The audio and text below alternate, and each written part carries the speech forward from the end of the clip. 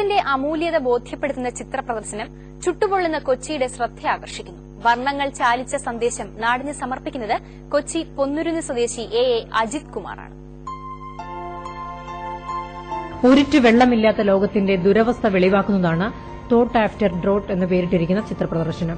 ജലം ദുരുപയോഗം ചെയ്യുന്ന ലോകത്തിന് സന്ദേശം നൽകുക എന്ന ലക്ഷ്യത്തിനായാണ് അജിത് കുമാർ ചിത്രരചന എന്ന മാധ്യമം തെരഞ്ഞെടുത്തിരിക്കുന്നത്. Darbar hall art centre B ഗാലറിയിലെ പ്രദർശനത്തിൽ 23 ചിത്രങ്ങളും 2 ഇൻസ്റ്റലേഷനുമാണ് ഉള്ളത്.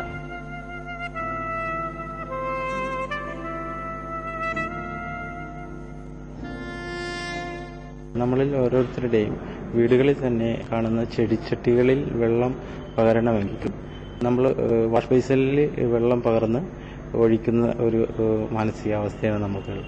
അപ്പോൾ അത് മാറ്റിയിട്ട് മഴ പെയ്യുകയാണെങ്കിൽ അവിടെ നിന്ന് ഒരു തുള്ളി ഒരു കുമ്പിൾ വെള്ളമെങ്കിലും ശേഖരിച്ച് അതിലേക്ക് പകർത്തുക എന്നൊരു ഉദ്ദേശം മാത്രം എനിക്ക് ഈ എക്സിബിഷൻ കൊണ്ട് ഉദ്ദേശിക്കുന്നുണ്ട്. കുടവും കാക്കയുമാണ് എല്ലാ ചിത്രങ്ങളിലെയും കഥാപാത്രങ്ങൾ. ജീവിതമാണ് കുടം. മനുഷ്യനെ കാക്ക പ്രതിനിധാനം ചെയ്യുന്നു. കുടിവെള്ളത്തിനായി അലയുന്നവരുടെ ദുരിതവും ജലം ദൂർത്ത് ചെയ്യുന്നവരുടെ ബോധമില്ലായ്മയും ചിത്രത്തിലൂടെ തെളിയുന്നു. കുടിവെള്ളക്ഷാമത്തെക്കുറിച്ചുള്ള പെൻസിൽ വരകളും പ്രദർശനത്തിന്റെ പ്രത്യേകതയാണ്.